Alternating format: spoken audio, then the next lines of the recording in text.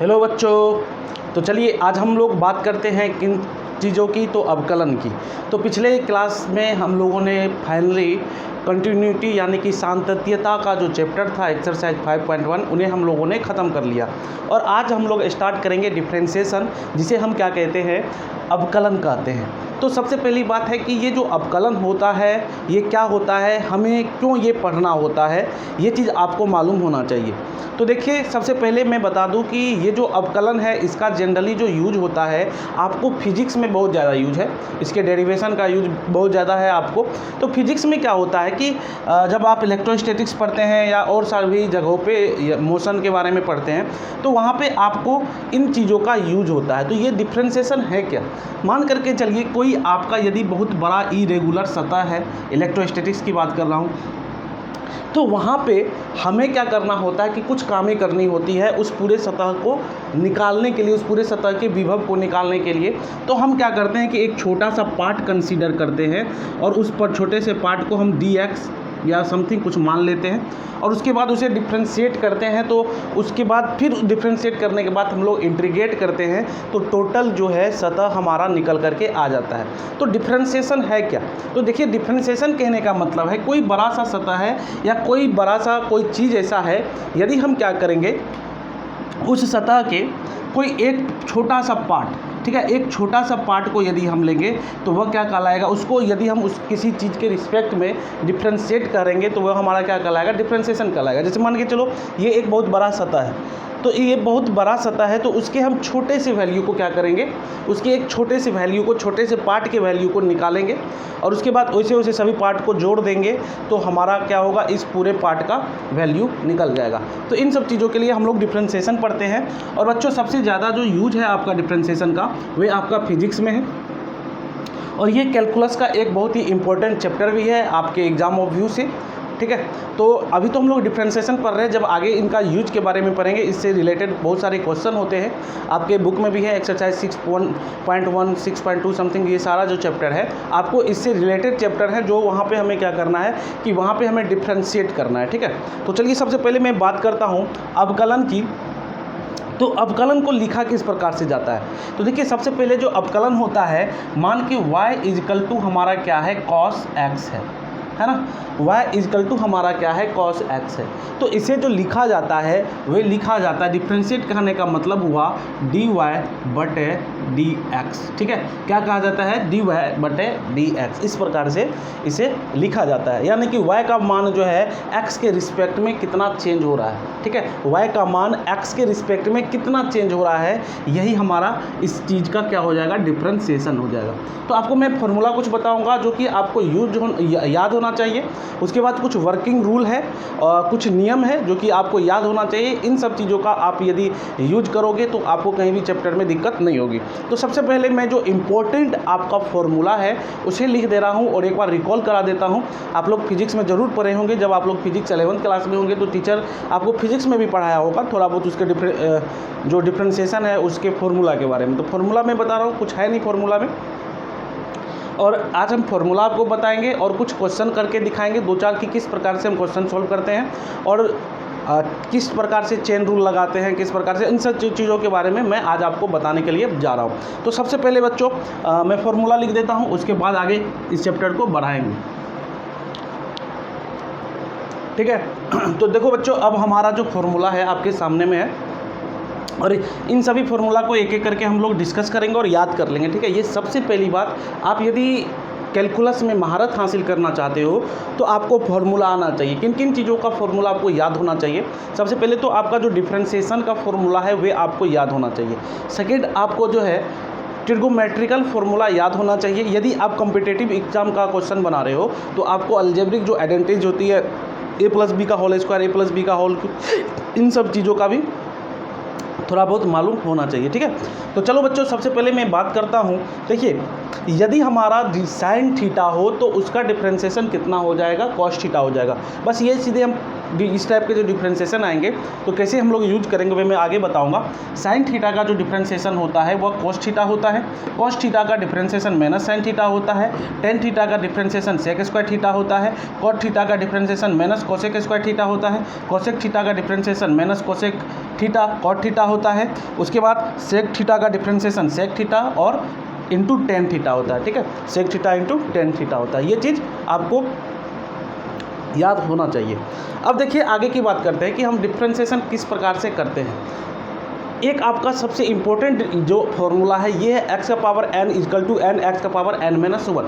तो देखिए यदि आपका क्वेश्चन दिया हुआ रहे, ठीक है, दिया हुआ रहे y इक्वल टू 2x का पावर 5 और बोला जाए कि इसे भाई साहब आप डिफ्रेंशिएट करो, तो हम किस प्रकार से डिफ्रेंशिएट करेंगे, किस प्रकार से हम फार्मूला का यूज करेंगे, वे चीज़ मैं आपको सिखा रहा हूँ। देखो y इक्वल टू 2x का पावर 5 है ना, इसे हमें डिफ्रेंशिएट करना है तो हम क्या करेंगे, dy बटे dx करेंगे इक्वल टू d 2x का पावर 5 बटे क्या हो जाएगा, dx हो जाएगा।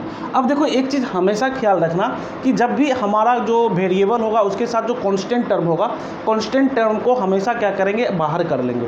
तो बाहर करेंगे तो ये हो जाएगा 2dx का पावर 5 बटे dx। ठीक है, अब हो जाएगा 2 इंटू dx का पावर 5 बटे, ठीक है, dx है। तो अब देखिए x का पावर 5 यानी कि x का पावर 5 कहने का मतलब क्या है कि x का पावर n, ठीक है, इससे हम कंपैरिजन करेंगे तो क्या है, देखो यहाँ पे n है, n कहने का मतलब क्या, ये पावर, तो हम क्या लिखेंगे यहाँ पे 5 लिखेंगे। उसके बाद क्या है, x है तो x की जगह x डाल दो। उसके बाद n-1 है तो 5 - 1 करेंगे तो 2 इंटू 5 x का पावर 4 यानी कि 10 x का पावर 4 हो जाएगा। ये हमारा क्या है, आंसर है। क्लियर हो गया। तो बच्चों इस प्रकार से हम फॉर्मूला का यूज करेंगे, अप्लीकेबल करेंगे, फॉर्मूला को लगाएंगे। तो आपको यदि आप अभी हमारे साथ नोट कर रहे हैं तो जल्दी से इन सभी चीज़ों को नोट कर लो, और मैं जब क्वेश्चन आपको बताऊंगा 1-2 वर्किंग रूल है वे आपको आना चाहिए। मैं आज बस आपको ये बताऊंगा कि किस प्रकार से डिफ्रेंशिएशन किया जाता है। और सेकेंड बात है कि मैं एक्सरसाइज 5.2 के रिगार्डिंग ही आज थ्योरिकल पार्ट बता रहा हूँ, अगले चैप्टर के थ्योरी को उसके चैप्टर में ही बताऊँगा। ठीक है, तो इसको जल्दी से नोट कर लो। ठीक है, तो बच्चों अब सबसे पहले मैं बात करता हूँ चेन रूल की, जो कि आपका पहला एक्सरसाइज, पहला चैप्टर बोल सकते हैं कि इसी चेन रूल पे आधारित है। ठीक है, तो ये कुछ 4-5 रूल है जो मैं आपको इस चैप्टर का बता रहा हूँ और ये आपको याद रखना है, आगे भी यूज होगा। तो चेन रूल में क्या कह रहा है कि माना कि y u का एक अवकलनीय फलन है। y जो है, ठीक है, y जो है u का क्या है, एक अवकलनीय फलन है, तथा u x का अवकलनीय फलन है। यानी कि u जो है x का अवकलनीय फलन है और यहाँ पे y जो है u का अवकलनीय फलन है। तो यहाँ पे आपका क्या हो रहा है कि दो फंक्शन एक साथ ज्वाइंट हो रहा है। ठीक है, तो अब जब इस प्रकार से हो जाए तो हम उसे किस प्रकार से सॉल्व करते हैं। तो देखिए यदि हमें dy बटे dx निकालना है तो वहाँ पे हम क्या करेंगे, dy बटे du इंटू du बटे dx। ठीक है, कहने का मतलब इस प्रकार से हम क्या करेंगे, उन चीज़ों को सॉल्व करेंगे। तो एक एग्जांपल मैं ले रहा हूं तो आपको समझ में आ जाएगा। एग्जांपल नंबर आपका है एग्जांपल नंबर 21। ठीक है, sign x square. Example number 21 में है f(x) इजिकल टू दिया हुआ है sign x square, sine x का स्क्वायर। ठीक है, अब देखो बच्चों ये जो साइन एक्स का स्क्वायर दिया हुआ है इसे हमें क्या करना है, डिफ्रेंशिएट करना है। तो इस टाइप के क्वेश्चन, यानी कि यहाँ पे आपको पहचानना होगा कि क्वेश्चन का फॉर्म क्या है, क्वेश्चन किस प्रकार से हमारा दिया हुआ है। तो देखो क्वेश्चन जो दिया हुआ है साइन एक्स स्क्वायर, साइन, और ये जो साइन एक्स हम लोग जनरली क्या पढ़ते हैं, साइन एक्स कॉस एक्स इस तरह पढ़ते हैं ना, साइन एक्स या कॉस एक्स इस तरह से। लेकिन यहाँ पे इस एक्स के जगह पे हमारा क्या दे दिया गया है, एक्स स्क्वायर दे दिया गया है। यानी कि एक फंक्शन के अंदर में हमारा दूसरा जो फंक्शन है उसको घुसा दिया गया है। तो अब हम इसे किस प्रकार से सॉल्व करेंगे, तो इसको हम थोड़ी देर के लिए y मान लेते हैं। तो y equal to sine x square. अब देखो बच्चों ये हमारा क्या है, साइन एक्स स्क्वायर है और x थीटा के जगह पे, ये जो थीटा है थीटा के जगह पे हमारा क्या है, एक्स स्क्वायर है। ठीक है, तो इसको हम क्या करेंगे, थीटा बनाने की कोशिश करेंगे, थीटा के रूप में मानेंगे, उसके बाद इसे सॉल्व करेंगे। तो अच्छे से देखना किस प्रकार से हम चेन रूल लगाते हैं। देखो dy बटे dx लिखेंगे। ठीक है, उसके बाद ये हमारा है d साइन एक्स स्क्वायर बटे dx। तो मैंने आपको इसका फॉर्मूला तो नहीं बताया अभी, साइन एक्स स्क्वायर का या साइन थीटा स्क्वायर का फॉर्मूला नहीं बताया है। तो अब हम यहाँ पे चेन रूल यदि लगा देते हैं तो हमारा आसानी से क्या हो जाएगा, इनको हम सॉल्व कर सकते हैं। ठीक है, तो होगा dy बटे डी एक्स इजकल टू, देखिए साइन एक्स का स्क्वायर है ना जब साइन एक्स का स्क्वायर है तो हम लिखेंगे इस प्रकार से, इसको बनाएंगे डी साइन, देखिए यहाँ पे डी वाई बटे डी यू है, तो अब हम इसे u मान लेते हैं। ठीक है, इसे u मान लेते हैं, तो किस तरह से लिखेंगे, डी साइन एक्स स्क्वायर बटे डी एक्स स्क्वायर। ठीक है, इसके रिस्पेक्ट में हम डिफ्रेंशिएट कर देंगे, अब आसानी होगा। और इनटू, अब देखो यदि आप डी एक्स स्क्वायर से डिवाइड कर रहे हो तो डी एक्स स्क्वायर से आपको मल्टीप्लाई भी करना होगा, तब तो जगह पे आएगा ना वो चीज़। तो डी एक्स स्क्वायर से हम मल्टीप्लाई करेंगे और बटे में क्या दे देंगे, बटे में लास्टली हमारा डी एक्स बच रहा है तो डी एक्स लिखेंगे। ठीक है, अब देखिए यहाँ से इसको यदि सॉल्व करेंगे तो डी साइन एक्स स्क्वायर बटे, चलिए इसको सॉल्व करके लिखते हैं, तो डी एक्स, ये साइन एक्स स्क्वायर है, साइन एक्स का क्या होता है, कॉस एक्स होता है, तो सीधी सी बात है हम कॉस एक्स स्क्वायर लिखेंगे।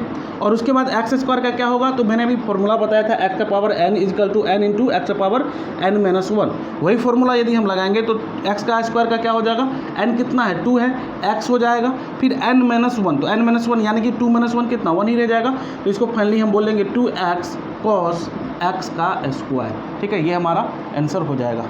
तो बच्चों इस प्रकार से हम लोग चेन रूल लगा करके क्वेश्चन को सॉल्व करेंगे। जब मैं कल आपको इस एक्सरसाइज का क्वेश्चन करवाऊंगा तो वहाँ पे आपको बताऊंगा कि लगातार जो क्वेश्चन करूंगा तो आप अच्छे तरीके से और समझ जाओगे। तो पहला तो वर्किंग रूल आपका यही है कि हम किस प्रकार से किसी भी फंक्शन का जो दिया हुआ रहता है उसको किस प्रकार से चेन रूल लगा करके सॉल्व करते हैं। ठीक है, अब चलिए कुछ और रूल है उसको भी देख लेते हैं। दूसरा रूल क्या है, तो बच्चों आपका ये रूल नंबर 2 है और इसमें आप देख रहे होंगे कि मैंने आपके सामने में 3 रूल लिखा, 3 नियम लिखा है और इसको एक एक करके हम लोग डिस्क्राइब करेंगे। सबसे पहला देखिए, इस पर यदि मैं एक एग्जांपल सेट करके आपको बता दूंगा तो अच्छे तरीके से आप समझ जाओगे। और इस चीज़ों को हो सकता है बहुत सारे बच्चे नहीं समझ रहे होंगे लेकिन बहुत सारे बच्चे समझ रहे होंगे तो मैं ये पहले लिख दिया हूँ और इस पर रिलेटेड एक एक क्वेश्चन मैं कराऊंगा तो आपका पूरा कॉन्सेप्ट क्लियर हो जाएगा। आज का मेन मोटिव हमारा ये है कि ये जो एक्सरसाइज 5.2 है ये आपका कंप्लीट हो जाए। ठीक है, तो इसमें हम देखते हैं, आगे की बात करते हैं। अब देखो सबसे पहले हम क्या कहेंगे कि ये जो d u plus minus v d x है इक्वल टू डी यू बटे d x d plus minus d v बटे डी एक्स है। तो यहाँ पे कहने का मतलब है कि कोई फंक्शन आपका क्या हो, ऐड करके दिया हो। जैसे मान के चलिए एक क्वेश्चन हम लिख रहे हैं, एक हमारा क्वेश्चन दिया हुआ है, क्या है कि sine x plus 3x square. ठीक है, अब हमें इसको डिफ्रेंशिएट करना है। क्या करना है, इसको डिफ्रेंशिएट करना है। तो किस प्रकार से डिफ्रेंशिएट करेंगे, अब तो आप कहोगे सर आपने तो फॉर्मूला हमें बता रखा है कि साइन एक्स का कोस एक्स होता है, ये वो होता है, लेकिन यहाँ पे तो आपने प्लस लगा दिया। तो वे जो हमने प्लस लगाया उस प्लस लगाने के लिए हमने यहाँ पे फॉर्मूला लिखा है और फॉर्मूला क्या लिखा है, डी यू बटे डी एक्स डी वी बटे डी एक्स, और बीच में जो साइन होगा उस साइन को हम क्या करेंगे, लिखेंगे। तो थोड़ी देर के लिए देखिए, ये आपको क्वेश्चन बनाते वक्त करना नहीं है, मैं समझाने के लिए कर रहा हूँ। सबसे पहले यदि हम एक को u मान ले एक को v मान ले तो इसको यदि डिफ्रेंशिएट करें तो कैसे करेंगे, तो डी वाई बटे डी एक्स, ठीक है, इजिकल टू देखिए डी यू बटे डी एक्स, तो u हमने साइन एक्स माना है तो d साइन एक्स बटे डी एक्स, किस चीज़ का साइन है, प्लस का है तो प्लस लगाएंगे, प्लस डी 3x स्क्वायर बटे में क्या हो जाएगा, डी एक्स हो जाएगा। ठीक है, इस प्रकार से हो जाएगा। अब देखिए साइन एक्स का डिफ्रेंशिएशन तो हमें पता है, हम कॉस एक्स लिख देंगे, प्लस अब देखिए इसका डिफ्रेंशिएशन 3 इंटू टू और उसके बाद क्या हो जाएगा, एक्स हो जाएगा, है ना। ये किस प्रकार से हमने फॉर्मूला लगाया है, ये है एक्स का power n minus 1 into n, ठीक है, n into x power n minus 1 की टर्म में। ठीक है, तो इसको कहेंगे कॉस एक्स प्लस 6x। ठीक है, ये हमारा क्या हो जाएगा, आंसर हो जाएगा। तो इस प्रकार से आपको जो भी फंक्शन दिया हुआ रहेगा प्लस या माइनस में, तो आपको जो है इस प्रकार से क्या कर लेना है, सॉल्व कर लेना है। एक क्वेश्चन और करते हैं इस पर। देखो यदि हम बोले y इजकल टू, ठीक है, y इजकल टू हमारा क्या हो जाए, तो y equal to sine x square plus, ठीक है, साइन एक्स स्क्वायर प्लस आपका यदि हो जाए एक्स का क्यूब, ठीक है, 3x का क्यूब, और यहाँ पे देखो ये चीज़ जो है माइनस यदि होगा तो हम माइनस लगा देंगे। देखो बच्चों यहाँ पे यदि क्वेश्चन में माइनस होता तो हम बस कुछ नहीं करते, यहाँ पे बस सीधे क्या करते हैं माइनस लगा देते, ठीक है। तो एक ऑटोमेटिक आप समझ लो कि इसमें 2 क्वेश्चन हमारा सॉल्व हो गया, ठीक है। एक तरह से समझो तो ये 2 क्वेश्चन था, ठीक है। अब देखो ये वाला क्वेश्चन मैं क्यों बता रहा हूँ, यहाँ पे एक साथ 2 काम करना है। 2 काम क्या करना है, यहाँ पे हमें तो ये वाली प्रॉपर्टी को लगाना ही है। सेकंड काम क्या हमारा है कि सेकंड हम देखो यहाँ पे sin x स्क्वायर लिखे हैं। यदि sin x स्क्वायर लिखे हैं तो इसका मतलब इसको हम जब डिफ्रेंशिएट करेंगे तो यहाँ पे हम लोग क्या लगाएंगे, चेन रूल लगाएंगे। जब चेन रूल लगाएंगे तो फाइनली देखो क्या होगा, dy/dx d equal to d sin x square बटे dx प्लस 3 बाहर करेंगे डी एक्स क्यूब बटे डी एक्स हो जाएगा। अब देखो इसको हम जब डिफ्रेंशिएट करेंगे तो सबसे पहली बात तो इसको हमने 3 क्यों बाहर किया कि कांस्टेंट टर्म था जिसे हमने बाहर करा, पहले भी मैंने बताया आज आपको। अब देखो यहाँ पे इस दोनों में आप देखो सबसे पहली बात मैं करता हूँ इसकी, तो इसे जब हम सॉल्व करेंगे तो इसमें हम क्या लगाएंगे, चेन रूल लगाएंगे। तो चेन रूल लगाने के लिए हम क्या करेंगे, आपको मालूम है डी साइन एक्स स्क्वायर बटे में क्या लिखेंगे, D x square into D x square बटे में क्या लिखेंगे, डी एक्स, ठीक है। इस प्रकार से हम क्या करेंगे, इसको बंद करेंगे। उसके बाद प्लस, अब देखिए 3 क्या है, ये n कितना है हमारा 3 है, x का पावर n-1 यानी कि 3-1 यानी कि स्क्वायर हो जाएगा। तो फाइनली ये हमारा निकल करके कितना आ जाएगा, तो देखिए sin x स्क्वायर है यानी कि cos x स्क्वायर हो जाएगा, ठीक है। उसके बाद ये x स्क्वायर का डिफ्रेंशिएशन कितना हो जाएगा, 2x हो जाएगा। और उसके बाद उसका कितना हो जाएगा, तो यहाँ पे हम प्लस देंगे 9x स्क्वायर लिखेंगे, ये हमारा क्या हो जाएगा, राइट आंसर हो जाएगा, ठीक है बच्चों। इस प्रकार से हम क्या करेंगे कि जो हमारा डिफ्रेंशिएशन होगा उस डिफ्रेंशिएशन को सॉल्व करेंगे। ये क्लियर हो गया।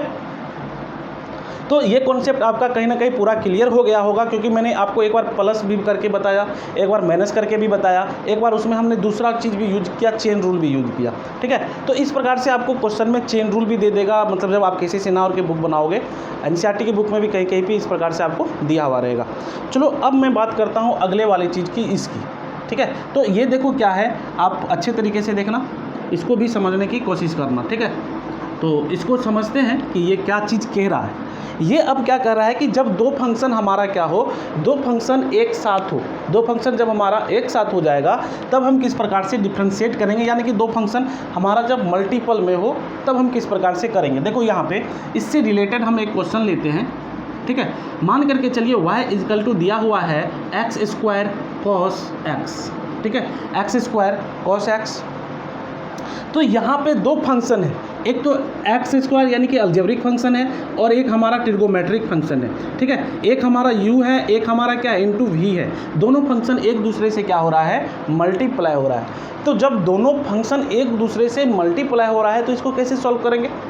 तो देखो इसको सॉल्व करने का सिंपल सा तरीका है, हम फॉर्मूला पे जाएंगे, इसके तरीके पे जाएंगे। तो क्या कह रहा है, देखो इसको हम यूज कैसे करेंगे, तो डी यू भी बटे में डी एक्स बराबर भी डी यू बटे d x plus U D भी बटे डी एक्स, ठीक है।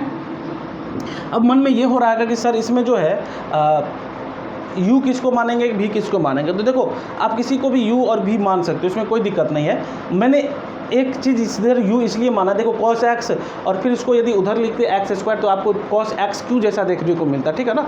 इसलिए हमेशा हम अलजेब्रिक फंक्शन को पहले लिखते हैं और ट्रिगोमेट्रिक फंक्शन को बाद में लिखते हैं। तो यहाँ से देखो आपका क्या है v, तो v इसमें हमने किसे माना है, cos x को, तो यहाँ पर हम cos x लिखेंगे।